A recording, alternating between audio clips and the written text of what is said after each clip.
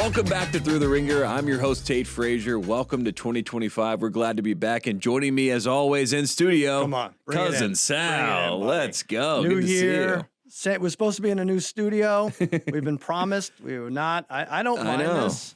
There is that robot. You did say we're going to be replaced by AI, and I think that is some foreshadowing right That was from The Wild Robot, the movie, right? Is That's that yes. it? Okay. Yeah. I hadn't seen it, so I guess Shout out to producer Chris, who moved that just minutes ago. It was all the way on the left, and he moved about 8 And he also demanded a good joke. He's giving the Chuck Norris thumbs down right now from back there. But it is good to be back, Sal. Yes. We got a lot to get to. Wild card weekend. But before we get into my favorite game, we're going to start with First Tate, and we're going to start here. I say to you, Sal, I know you heard a lot about the Patriots, so I don't want to start with the Patriots. You already did guess the lines on Sunday. But Ben Johnson, the offensive coordinator for the Lions, I say to you, Sal, is the perfect coach for Drake May. Not the number one on the board for Patriots fans, but for Drake May, I think he's the right guy. Well, the problem is Vrabel is the perfect coach for Joe Milton, who's going to be their quarterback, because they should cut Drake May. That's what they're saying. Trade him, right?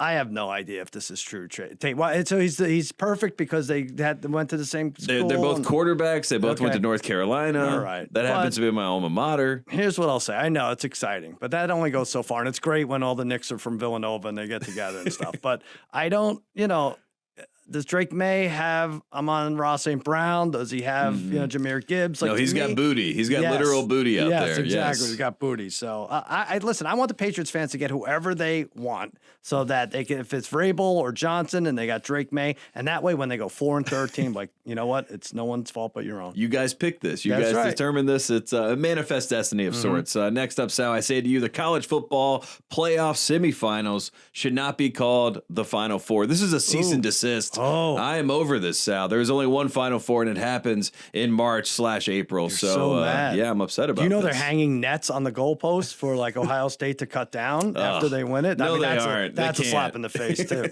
No, you should have all the fours. You should have four, should have four corners, the big four. 4 weddings and a funeral, whatever it is. They should...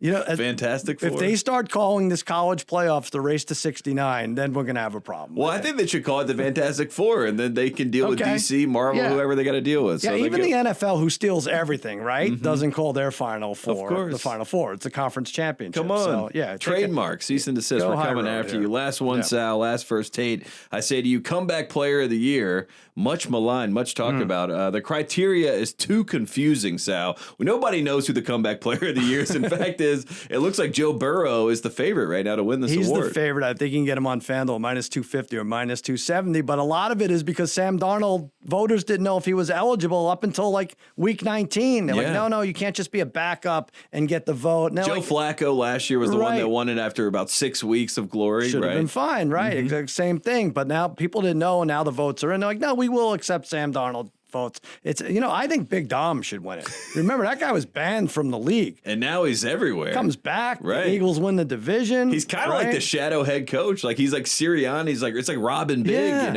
He's like, he just goes out there. There's been no problem since he returned. Right. No Santa Claus is being pelted by snowballs yet. Maybe this Sunday we'll see something different. We'll see what happens. No. Bryce Young was my pick for comeback player of the year. If you watch week 1 and you saw what he did in week 18, 2 different guys, Sal. But I think it might actually be 2 different guys. Maybe it's like a child in a helmet. Yeah, it's like a Space Jam situation where he got his powers back. I don't know. He did good. You're going to compete next year. Yeah, speaking of powers, let's play a game that I love so much. I use my power here to play this game. Okay, because I have to use my power because nobody wants to play this game. Should we go back to the robot? I don't know. Under reactions. That wasn't a good joke. Let's do it. And let's start here, Sal. Bill Simmons, we'll start here, is correct that Sunday was the worst day in Patriots history. He was bringing up the 1982 draft and players you never heard of.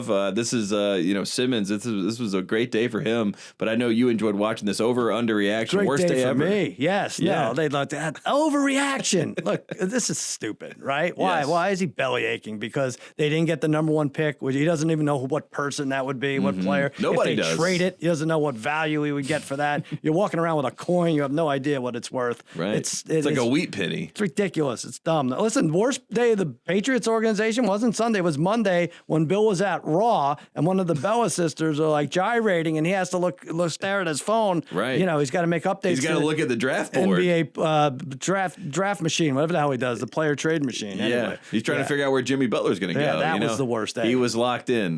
We love to see that. Next up, Sal, Lamar Jackson will win MVP. It does look like right now Josh Allen is the favorite. Over under reaction. What's I don't know if it's an overreaction. I think it's an incorrect reaction. I'm not sure why there are still odds up because the votes should all be in. But right now, Josh Allen's minus 470. Lamar is plus 350. I wouldn't be completely upset either way, but I'm going with Josh Allen. 28 touchdowns, 6 interceptions, 12 touchdown runs. They beat the Bills beat the number 1 seed and the Chiefs. It can't beat Mahomes because his numbers are not on par. Lamar is on par, but he has Derrick Henry and still ended up a 3 seed. I say Allen, but it's close. I'm not going to freak out either way. Yeah, no, I'm not going to freak out either. And if you're Lamar, I almost feel like subconsciously maybe there's a level where you don't want to win MVP. You want to go to the Super Bowl and maybe win a Super Bowl. Well, I think the award is given out. Oh, is it a couple days before the Super Bowl? Well, yeah usually, right? There's no exact timing, you know what I mean? Yeah. So we'll see what happens there. Next up, Baker Mayfield, Sal, deserves the Walter Payton Man of the Year award after helping Mike Evans get a $3 million bonus. Over or under reaction. Do you know how many incentive clauses Walter Payton manipulated? That's what sickening. He did it all the time, yeah. I say under reaction. It is a little bizarre that they risked the division, right? Because they should have been taking a knee. Instead, they throw a screen pass to Mike Evans. If I'm the clogger, the Saints coach, I put 8 guys on him, and I'm like, hey, I'm going to ruin this party. You know, maybe he gets the O.J. Simpson award for ruining. I don't know what it would be. Yeah. That'd be a good one. I don't know. I say Chris underreaction. Give a thumbs up for that joke. You like that, Chris? All right. That was a good All right, let's get the robot back in. Good. I don't know. I don't know if anyone's happy with this. The organization had to cough up $3 million thanks to Baker. Yeah, there you go. So Baker Mayfield making the owners very unhappy, but making Mike Evans very happy. We'll see if it helps in the playoffs. Next up, Saquon Barkley, Sal, should have played and tried to break Eric Dickerson's record. There would have been a caveat, obviously an extra game, but over under reaction. What's I'm going to say overreaction. I can't be a hypocrite and dump on the whole Mike Evans situation and say, yeah, Saquon could have been out there. But there was a moment where I felt bad for Saquon when Mike Evans is celebrating and the crowd is going nuts. I'm like, this kind of would have been nice for Barkley. I feel bad for him. And then I remembered he's a dirty Eagle. And I'm like, I don't feel bad for that that's guy right. at all. That's right. But he did, there is a chance where he doesn't even have his moment, right? He might not win, the Offensive Player of the Year. He might not win MVP. He's not going to win Comeback Player of the Year, at least as far as we can tell. So Saquon might not get anything this year. Maybe Walter Payton Award. Who knows? There you go. We'll see. Nice we'll see what happens. Next up, Jamar Chase's NFL Triple Crown, Sal, is more impressive than an MLB Triple Crown. Over or under reaction. I saw you were going to ask me this. This is crazy. It's happened once in 58 years in Major League Baseball in either league. Don't look up there. Cabrera's the only one. I'm not taking anything away from Jamar Chase, but let me take something away from Jamar Chase. You could pretty much, I'm not going to say lock up this Triple Crown in football, but if you have 5 good weeks, you put a major dent in that Triple Crown award. 5 games.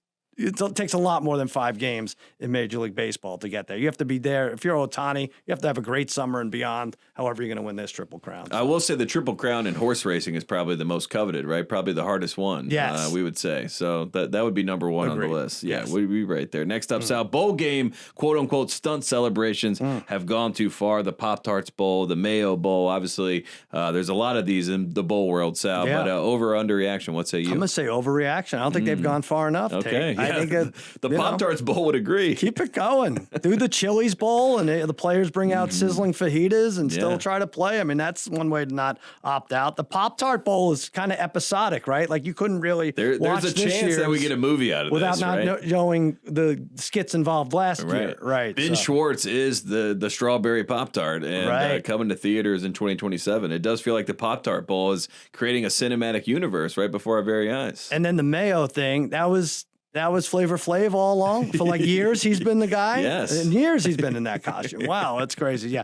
Belichick covered in Duke's Mayo would get Super Bowl type ratings. Don't you put that paint on me, Sal. That's a win. What are you talking about? You win in a bowl game? What do you want? Man, that visual would be great to see, but I hope I see a CFP visual instead. Next up, Sal. Jimmy Butler will be a bigger loss to Miami sports than Tyreek Hill. Over or under reaction. This sounds like something Le Batard and his lackeys debate for, until August or something. Or Bill Simmons was looking up while he was on camera at Raw. The were trying to hit on.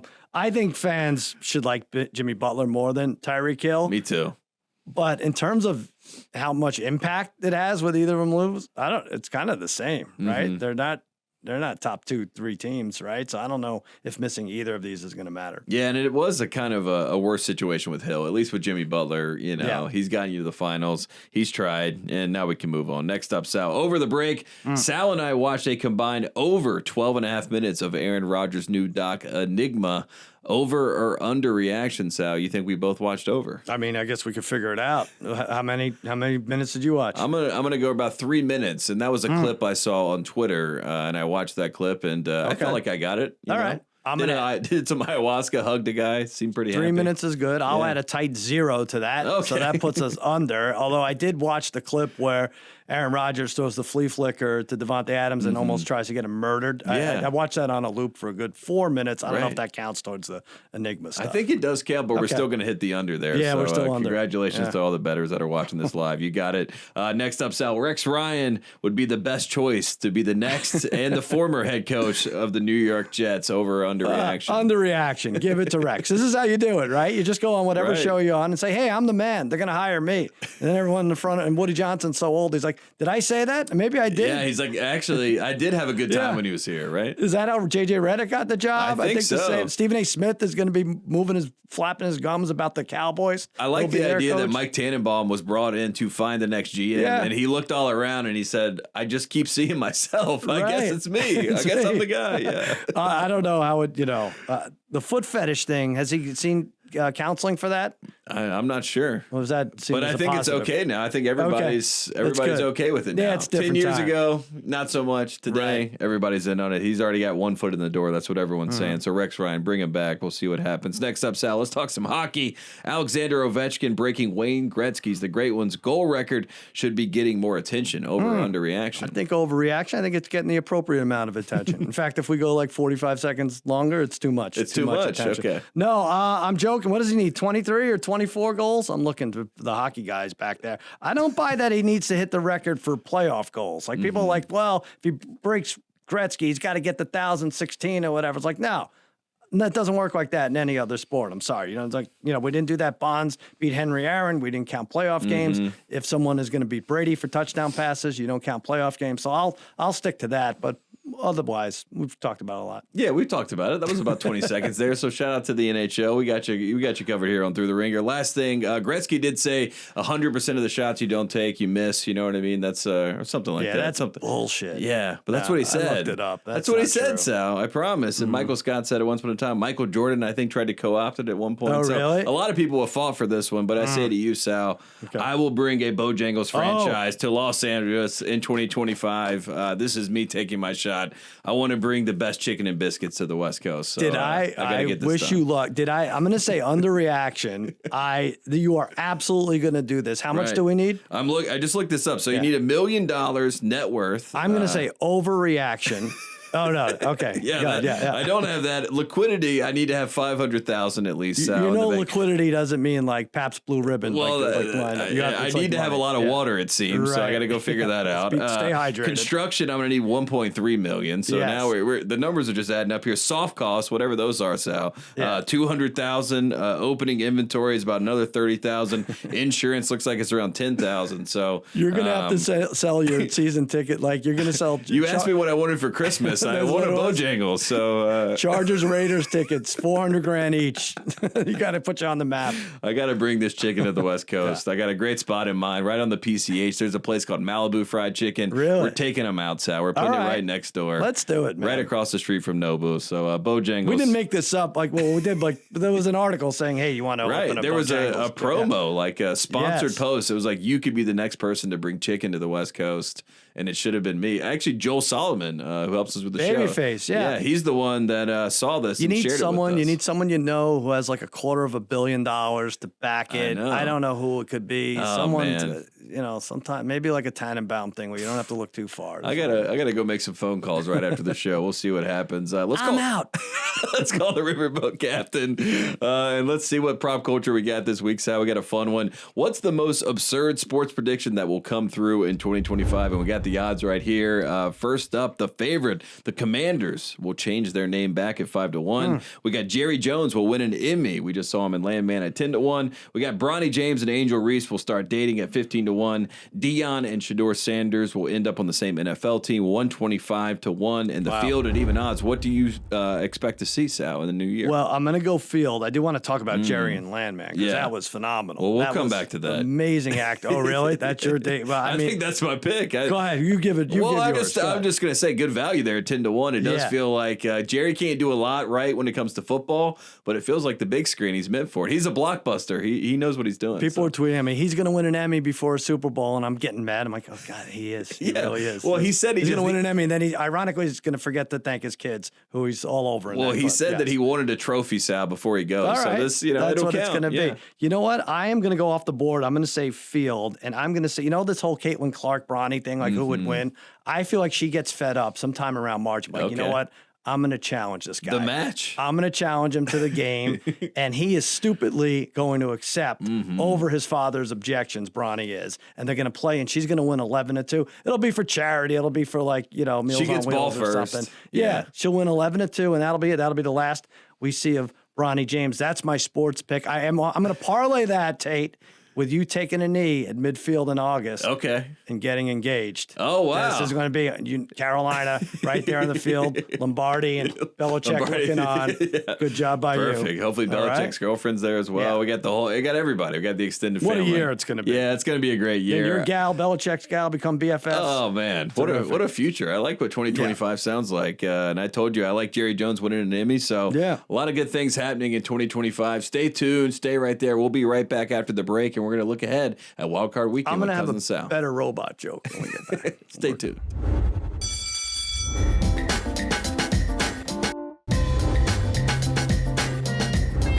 Welcome back to Thru the Ringer. We're here with Cousin Sal in studio, and we also have before we make our wild card picks, Sal, we got a third party here. Yes, it looks like. This is a studio prop robot here. This is what the winner of Bronny James against Caitlin Clark is right. Get to take yes, home. You get the golden robot. Everybody, is that good? Chris, is that a good joke?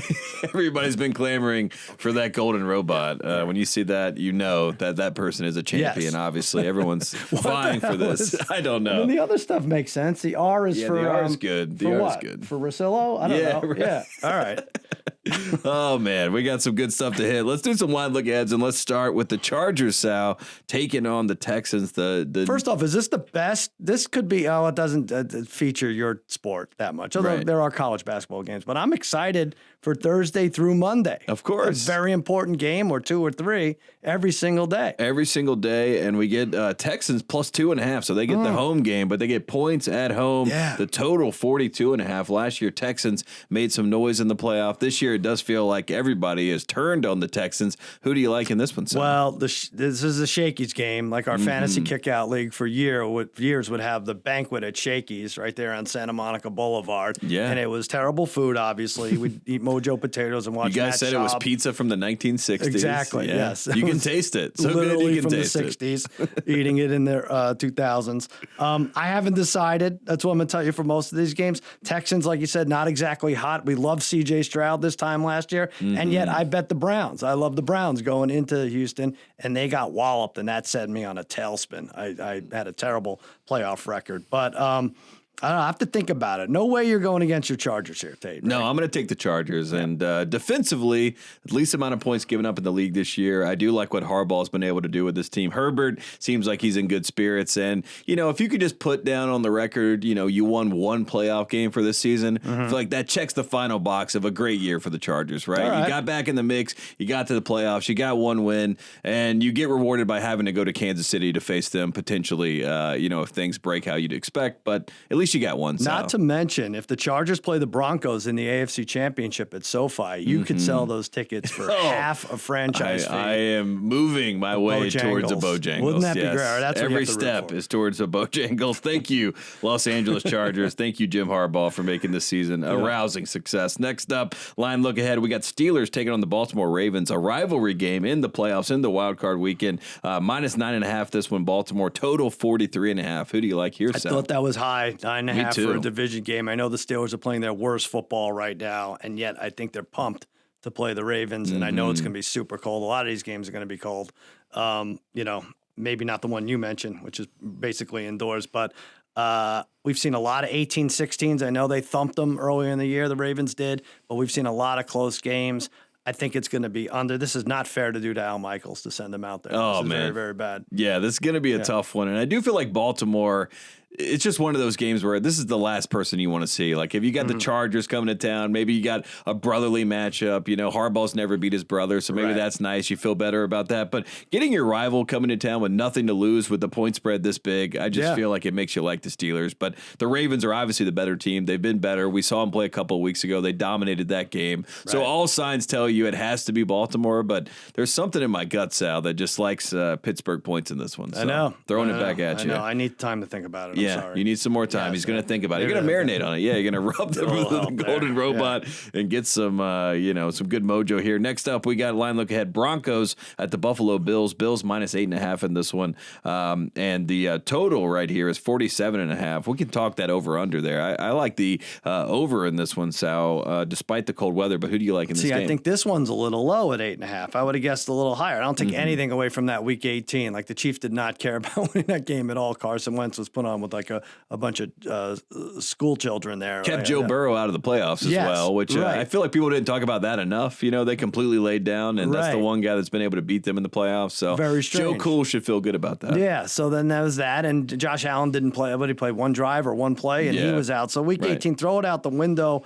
A lot of people like Sean Payton's chances here going in there. Rookie quarterback on the road, though, versus superior team. I'd be a little skittish. This is feeling like Buffalo money line to me, and try to get a dance partner with it on the other side. Yeah, a little teaser, something like, maybe we'll go into the $1 million picks pool, with all that money there pull out of that, and we'll put it in a teaser. We'll see what happens. But I'm with you there. I like the Bills money line. Next up, Sal, line look ahead. We got the Packers taking on the Philadelphia Eagles. Eagles minus 4.5 in this one. The total 45.5. Who do you like here, Sal? I thought this was a little bit high, especially with Hurts. I guess he'll come out of concussion protocol, but I feel like this is why they kept this out of the Sunday night slot. They played this in Brazil to start the year.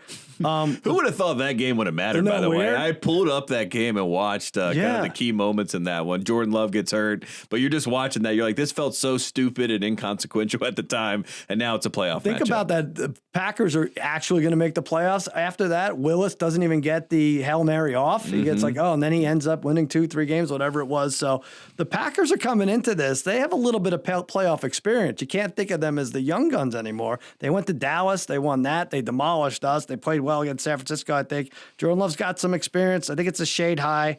I hope they let Barkley play. Will the Eagles let Barkley play in this one at least? I think he's got to play in this one. Okay. Come on. He's got to play in this one. 45.5. Do you like the over in that one, Sal? I mean, I've seen a lot of people trying to almost outthink themselves and try to bet the overs in these games. Because of the cold weather, everyone's going unders. But what do you like in this one? It's funny because a lot of the cold, still cold last week, a lot of them went over. Sorry, the overs dominated. But I tend to go under in some of these. Yeah, I would take an under there as well. Next up, line look ahead. We got the Commanders taking on the Bucks. Bucks minus 3. Total in this one, 50.5. So who do you like here? It is the biggest total, and your Panthers got to play spoiler, kind of, even though it was like decided by the Bucks. They're such a Jekyll and Hyde team, this Tampa Bay, right? They almost blew that. Again, rookie quarterback on the road. I don't love it. Harry likes the over, our friend Harry from Against All Odds. Yes, of course. And he called, I'm not kidding, he called quarterback Bacon Mayfield. Bacon. Everything's food with him. Yeah. Gosh. He's going to be running your Bojangles. He's going to be assistant manager. Yeah, talking about peanut butter skin soon. Yes. All types of stuff going to be happening with Harry. My goodness. I don't know. It's a tough one. This might be my upset. Not a huge upset, but I'm not going to take too many rookie quarterbacks, but I don't mind this spot for them. I think that's in the playoff manifesto. Right. It's still from Bill Simmons here. He says you don't take rookie quarterbacks on the road. Right. Seems like a very obvious thing when you think about it, but sometimes, you talk yourself in circles with these teams. We did did see the Bucs dominate the Commanders earlier in the year. Jordan Love was not necessarily a rookie quarterback, but beat the Cowboys by 119 points last year. And they could follow that same blueprint, go to an NFC East team that has a lot of pressure on them in front of their home fans, and Jordan Love could do it all over again. Let's talk about that game again. Yeah, should we go back? Next up, we got a team that everybody fell in love with this year. The Minnesota Vikings taking on the Los Angeles Rams. Rams plus 1.5 in this one, over under 47.5. Who do you like? I was most surprised by this line. I thought the 14-win Vikings would be at least a 3-4. I think I said 4.5 point favorite, and the odds makers were not. FanDuel was not impressed with what the Vikings did Sunday night against Detroit. They have a shortish week, I guess. Well, I don't know. They're playing Monday, so maybe shorter than a lot of the teams. I know McVay could be tricky, and the Vikings are getting killed for having that one bad game in the last 2 months. Otherwise, they had a 30-point-plus game for the 6 games before that. This line's too low. And I'll give you a pick. I know I've skated giving you a pick for anybody. I'm going to take the Vikings here. I think the Rams got too cute with their seeding and how they played that game against Seattle, even though they almost won. I think the Vikings win, and maybe even by more than a touchdown. And maybe, the Rams have tricked all of us. I saw them in person at that Bills game, and I can't get that game out of my head. So when I see this matchup at home against Minnesota, I just watched Darnold struggle. Obviously, you can't take the one sample size, but I keep going back to the Rams in this one. They scored 44 against the Bills, and then the next 3 weeks they scored 44 combined. Right. So, we've seen all these teams do well. But sometimes with Matthew Stafford, he's such a gamesman with some of this stuff where, with the no-look passes and things like that. Sometimes I think he might be playing possum a little bit too. So I think we'll know early on. I think that's the one thing with the Rams. You kind of know. So maybe you live bet that That's game. A live bet. Right. It's a good one to keep an eye on because the spread's low anyway. So if you see like a 3-and-out for Stafford or whatever, or Cooper Kupp isn't getting free, maybe that's why jump on it. And Brian Flores probably learned something in that first matchup. 4 touchdowns for Stafford in that one. They won 30-20. Right. Flores likes to blitz. He blitzed Stafford a lot in that game. Stafford made him pay. Maybe this time he's doing some dummy actions. He's trying to get him a little confused. Yeah. Show him something here. Do something different. Brian Flores is a really good coach. So that'll be a fun game within the game. Let's track to the future. Let's look at the Super Bowl matchup, Sal. You got a fun one here, and this is your best bet. Well, I did. Beginning of the year, I had I had Detroit. Yeah, Detroit and Buffalo, and it was like 58-1. Can't get that anymore, right? But there are some good ones, mid-range ones now. Bills-Eagles is 13-1. I'm going to throw a few at it. Ravens-Eagles is right around there. Bills-Vikings 18-1. Chiefs-Eagles rematch from a couple years ago is 10-1. You got to have some fun with these, Tate, because we are running out of games. This is a dire situation. You understand? It's very dire. You turn the faucet on, the water's not Where is the water? That's something else altogether. Look to the heavens. Will it come down? Yeah, we got to act fast, bro. But I would do a bunch of these. Do like a roulette thing. Put a few on each. Right, and if you go to FanDuel Sportsbook right now, you can look at Super Bowl and you can look at these matchups and you can bet them out. I mean, you can look at the Bills and the Lions, as you mentioned. You can get that at plus 700. Obviously, not the value that you found that at, but still some value there. I like Bills Rams, which you can get that number at plus 5,000. So maybe there's a chance that you can take a big swing there, Sal, and get some payback and maybe put it down on a chicken franchise if it all works out. I love it. Bet it all. Bills this, Bills that, Ravens this, and then the Chiefs win the Super Bowl. And and then we all say, what do we do? How dumb are we? It was right there in front of us. Replaced by robots. Yeah, right. And Joe Burrow, they avoided him yet again, Sal. Yeah. So they're very happy there in Kansas City if it breaks that way. Let's look at the number 1 overall pick, because if you're not in the playoffs, you got to have some optimism, some hope for the future. Let's track to the future here. First overall pick right now, Cam Ward, quarterback for the Washington State Cougars from back in the day. And then then the Miami Hurricanes. Just like to remind people. Yes, okay. At least for half he was their quarterback in the bowl season. Minus 125 to be the number 1 pick, Sal. Do you like that? Listen, I liked it a few weeks ago when I gave it out at plus 320, and let's show that clip right now. Oh, maybe we don't have it. I swear I did. And I think it was on the show. I think the dust is pretty much settled, and people like Cam Ward more than Shedeur Sanders. In fact, there's some experts are saying Shedeur is like a second-round pick. He won't be because quarterbacks all go early. Easy throws, great pocket presence, improvises, arm flexibility, throws at all different angles. He's great, smart pre-snap decisions. You could attribute a lot of these to Sanders as well, but I think the name was carrying him further than maybe he should be. Cam Ward to the Titans, unless they want to trade that pick to the Raiders or Giants, but it's going to be Cam Ward.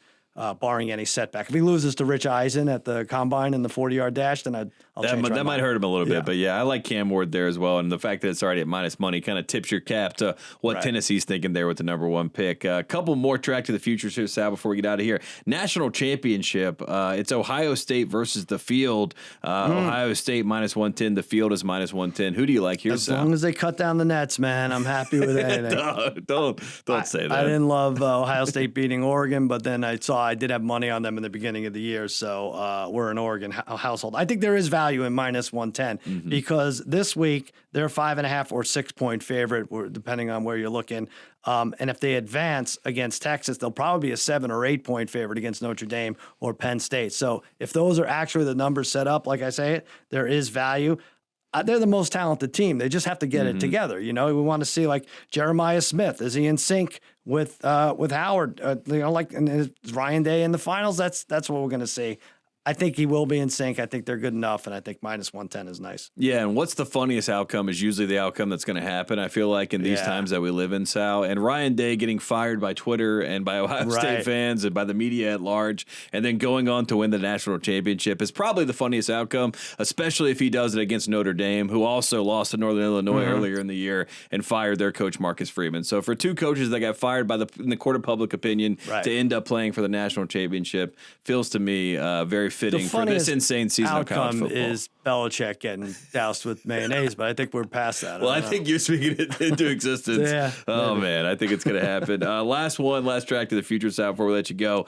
Most improved player. You took us graciously to a Clippers game. We got to see the Intuit. Why did I do that? You did. You were being a nice guy, but we got to see Norm Powell in person, and looking at the most improved odds, you like Norm Powell potentially for this one, Sal. I do. Yeah, I know Cunningham, Jim Cunningham plus 250. That's weird. And Jalen Johnson plus 380. Those are the two favorites. But yeah, this award, much like Comeback Player of the Year, is the backhanded compliment award. Right. Remember when John Morant won it? He gave it to Desmond Bain. They threw it in the trash, and like a minute later. I'm going to go with Norman Powell. It actually got turned into this robot. They took the gold, they melted it down. Recycling works, everybody. Right.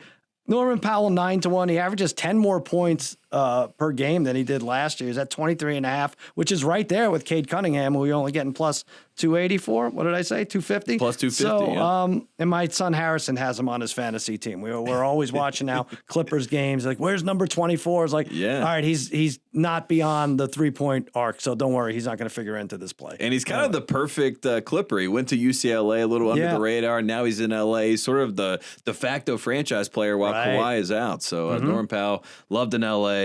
Loved by Sal's family, Sal's kids. Yes. So Harrison's his name. You should have these freaking memorized. Well, I love Harrison. Yes. He's a great baseball player. Him and Harry. Harry and Harrison in the backyard. I remember it like it was yesterday. Them throwing the ball at each other. Sweet times. Sal, where can we find all your amazing work? What do we have? Against the Odds on the Ringer Podcast Network. Cousin Sal's winning weekend on Friday. Diana Rossini will join us, and the pregame show, the fellows are coming out. Oh, yeah. We do this on FanDuel TV. JJ's already texted me. He's got a big announcement? Big announcement. Okay. Yeah, a little teaser there. I have a big announcement, and it's that JJ's big announcement is going to be, meh. You don't think it's going to be big? I don't think so. Okay. All right. But anyway, Saturday and Sunday we'll do the pregame show, and I think you'll be with us Sunday, I'm going to be there on Sunday. Nice. If all things work out, if this robot will let it happen, our overlord it might here. get crowded with the robot. That's true. A lot There's only a couple seats, and I know Joe House does not want to play my favorite game. Don't bring that game. I'm not going to bring that game up. I'm not going to use my powers with Joe House. But Sal, you're the best. We appreciate you as always coming on the show. We're going to take a quick break. When we come back, we got Nora Princiotti joining the show. Fist pump. Oh, yeah. Right. Nice. Yeah. Okay.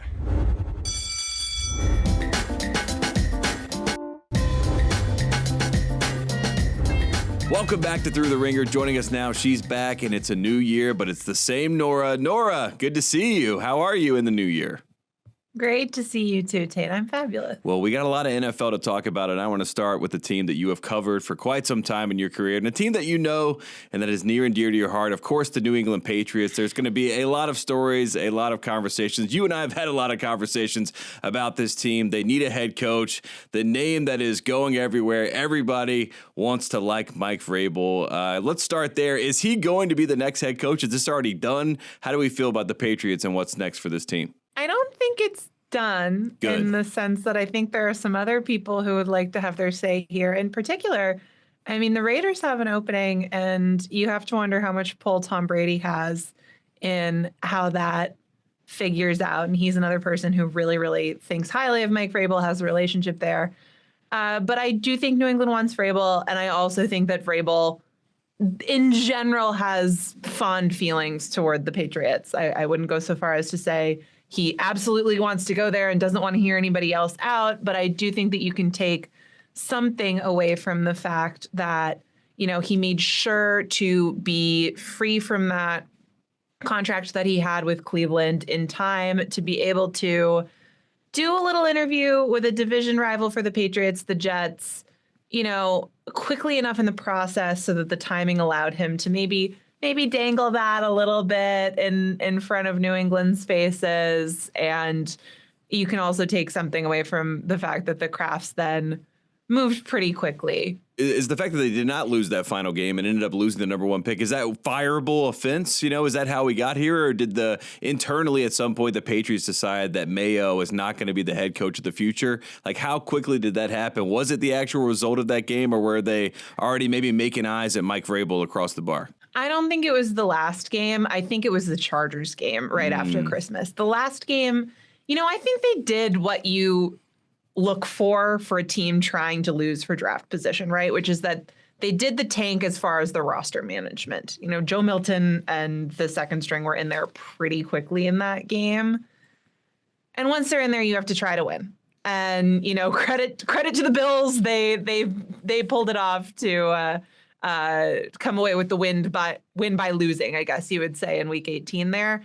To me, what I think did it was that Chargers game that they lost 40-7 the weekend after Christmas. It was just a mess on the field. It was a mess off the field. You had Jerod Mayo contradicting comments that some of his players had made. Mm-hmm. You know, there was the whole thing with Keon White saying that he didn't like how he was being used. And then Mayo said he was being misconstrued. And then White, after the Chargers game, said, I meant exactly what I said. To the reporter, who I believe was Karen Gregan, who does a great job covering the Patriots. So that got super messy. There was the whole thing with the starting running back where Ramondre Stevenson was supposed to start and then not start and then did start. And so I think it just looked really bad in terms of the competitive product on the field.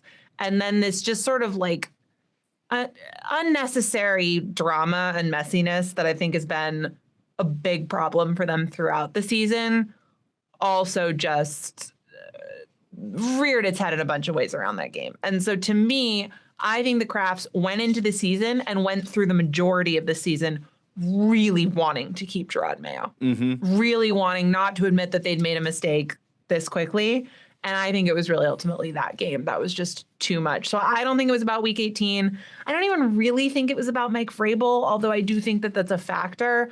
I think it was just they needed to see some form of, you know, something positive and moving in the right direction in the last month of the season, and particularly in that game against LA. If there is a big three for the Patriots, obviously Vrabel, the one we've talked about, is probably number 1 on the board, but Brian Flores, I've seen his name mentioned. He's got that Patriots DNA. He's going to be in the mix. I'm sure Ben Johnson, the offensive coordinator with the Lions, who a lot of teams have gone after in the past. He's got Drake May sitting right there. So I'm sure they'll be in the mix as well. I mean, how much of a chance did those guys outside of Vrabel really have a shot at this job, do you think? You know, I think Vrabel is definitely the favorite, but again, I wouldn't discount the fact that I think Mike Vrabel is interested in the Patriots job, but like, let's just see. You know, a lot of things happen as these processes go on. I think the Patriots should, in theory, be one of the most attractive job openings. I think the thing that complicates that is that so far they've indicated that they are keeping their personnel department intact, that Elliot Wolf is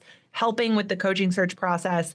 And I think in general, candidates really respond well to the idea that they can bring their guys in to work with them. And that should be particularly true for Vrabel, who, you know, let's think about why he's not in Tennessee anymore. It had a lot to do with issues between him and John Robinson when John Robinson was the general manager there, and not being aligned with the personnel department. I don't know what type of relationship, if any, he has with Elliot Wolf. Maybe that's good, maybe that's bad. I also don't know to what degree that commitment the Patriots have made to keeping Elliot Wolf is like truly final, or if it's we get in the meetings and the negotiations with the candidates and somebody that they want, like Vrabel, says, if I'm coming, it's got to be with full control or with my guys or something, if that could change. I do think that's a little bit the X factor. So I do think he's their top choice, but I don't think that we should consider it like a done deal. And that's not even with like inside information. That's just sort of look at the landscape and look at what these teams have to offer. Let's talk about the playoffs, and let's start with the defending champs. Let's talk about the Chiefs. The big question, I'll ask you the general grand blanket statement that we all need to ask, which is this: can the Chiefs finally three-peat? Can they make this happen? Can this be something that we see in modern times? Is this possible, Nora? Do you expect this to happen? What's the percentage of this team actually getting this done?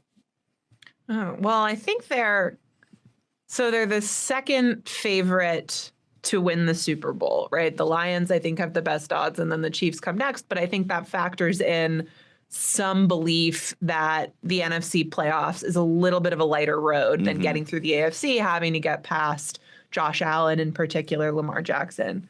So, if it got to that point, if we had a Lions-Chiefs Super Bowl, I have a hard time feeling like, despite the Lions, what they've done offensively and them being such a strong team throughout the season, I have a hard time feeling like people are going to say Jared Goff is favored in the Super Bowl against Patrick Mahomes. So if you think about it that way, I mean, of course they can. Of course they can three-peat. I don't know that means they will. Like, their weaknesses are real. And the thing that I think, despite the fact that moving Joe Thuney to left tackle has really, really helped, I think the thing that they are most vulnerable to, which is edge pressure, is the only thing that we've seen cost them a Super Bowl before, right? So, I don't know. Is it 50% Chiefs, 50% the field? Maybe. Like, this is a budding dynasty, and no one's going to believe that they're done until they're actually done. Let's talk about the other Harbaugh. The Chargers going to take on a shaky Houston team. Jim Harbaugh gave up the least amount of points in the NFL this year. That's something that this defense continues to point to. You mentioned that Patriots game where they held them to 7 points. The Chargers defense has been working well. Justin Herbert's having a lot of fun. He finally figured out his relationship with Jim Harbaugh. He likes to hit him. They like to hit each other now. They're having a lot of fun. Do you think they can make a run in the postseason? Yeah, I think Houston is definitely looks like easy pickings. Does one game qualify as a run? Yeah. Does one game qualify as a run? I don't know. I do think the Chargers, for all that they've accomplished this season, which I think has been so impressive, I think the way that Herbert's play has really clicked in the last month, the way they've found ways to get him moving, using his legs more. And then obviously the choice of hiring Jesse Minter looks inspired. Derwin James is back to form. This season has been so impressive for the Chargers. I still look at the Chargers and go, it's not really about this year. This is a roster that just has some holes that if they can plug in the offseason, and if the principals can keep playing the way that they're playing, then we go from talking about, can they make a run to, is this a Super Bowl team really quickly? But that doesn't mean that I don't think that they can win a couple of games. I don't feel like they're a sneaky team that's going to surprise people and go all the way or threaten to do it. But, particularly with the way that Houston has looked, I would consider them the favorites in that game. Yeah, me too. I'm right there with you. Troy Aikman called him his MVP this year, but he's not going to be in the playoffs. Are you going to miss Joe Burrow? Are you going to miss seeing Cool Joe and the threat of him? The only guy really that's been able to knock off, this Chiefs dynasty that's right in front of us. I do. I love those Bengals-Chiefs games. I love how much they hate each other. I will miss that. I do. I feel a little bad for the Broncos because I think there's like a misdirection of the feeling of sadness at not getting to see Burrow, who's playing really good football, not getting to see that team in the playoffs is being sort of transformed into no one wants to watch Denver. And I think Denver's accomplished a lot this season. That defense is really interesting. And, maybe we'll leave it at that. But the Broncos don't deserve, I think, the this team isn't for real thing that they're getting. But yeah, I'll miss Joe Burrow. Yeah, we're going to miss Joe Burrow. But like you said, Sean Payton, he's won a Super Bowl. Denver, they look really good going into the playoffs. They're going to go up to Buffalo, and they're at least going to try to make some noise. Got a rookie quarterback, so we'll see what happens. We'll end on a positive note talking about the AFC. Denver, you deserve to be in the playoffs. We're going to take a quick break. When we come back, we're going to talk the NFC with Nora.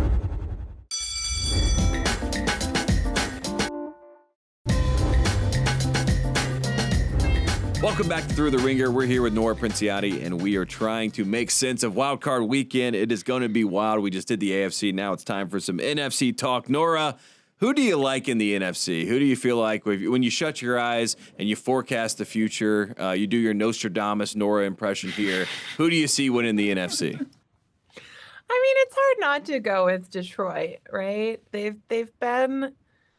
I don't think the NFC... I think the NFC is pretty wide open. If you told me that the Eagles pulled it together and made a run, I would not be shocked.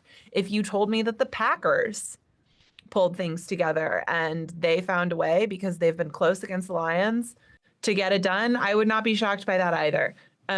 Even teams like, I think it's easy to underrate what the Bucs have done this year and the Commanders, and it just feels like a more open division conference than the AFC, where it just feels like the conversation is, can anyone beat Kansas City? And that's basically it. That said, there have been a lot of opportunities for the Lions to screw this up, and they just haven't. So I do think that it's probably a little bit, if it's the Lions versus the field, I'm going to take the field. But Detroit deserves a lot of credit for what they've accomplished this year, and it would be that team is just so fun. It would be incredibly fun to have them in the Super Bowl. Let's talk about Los Angeles, because we got Sam Darnold coming to town. Minnesota's been a great story this year. Obviously, they don't get the 1 seed. Now they're the 5 seed, and they have to go on the road. Do you like Minnesota to look like the team that we've seen throughout the season that won 14 games, or are you worried about Sam Darnold in the playoffs after what we saw last week? Minnesota's good, right? Like this was not a fluke that they accomplished what they did this season. I do think it's a little of both, right? Because Darnold has been good enough this year that I think he should get the benefit of the doubt through one bad game. But I do also think that this Rams team and this Rams defense, the strength of which is definitely the defensive line, can cause problems for him in the same way that happened during the Lions game. And so, you worry about the type of playoff matchup where maybe the coaching is a little bit split, but with the Rams, you like the quarterback a little bit better. And so then it's a question of what type of Darnold are we going to get? And I worry a little bit about the particular matchup. Yeah. Last thing, Nora, before I let you go, if you had to pick a team right now to go win the Super Bowl, I know, playoffs haven't even started, but, before they start, we love futures here. You don't even have to make a formal pick, but just a team that you feel like I see that team actually getting it done and winning the Super Bowl this year. I really, I just, when this comes out, I'll have just published a narrative pod about Josh Allen and Buffalo and sort of the special relationship there. And so maybe I'm a little biased because of that, but I do think that there's been sort of like a weird alchemy to that team this year. So I'll give you the informal pick of this being a Bills year. I would love it. I think that would be great for Buffalo. My informal pick matchup wise, I like Rams Bills in the Super Bowl, and I think the Bills win the Super Bowl. So I think we saw it in the regular season. We're going to see that game again. The script writers, they saw that game, Nora, and they said, let's run it back. It was a good one. So good for the script writers. Yeah, good for the script writers. Where can we find all your work, and then we'll let you go enjoy the rest of your day? Ringer.com, Ringer NFL feed, Josh Allen pod, very fun, that published this week. Love and it. Every single album. There it is. Nora, thanks so much for coming on the show. We'll talk to you soon, and enjoy the Wild Card weekend.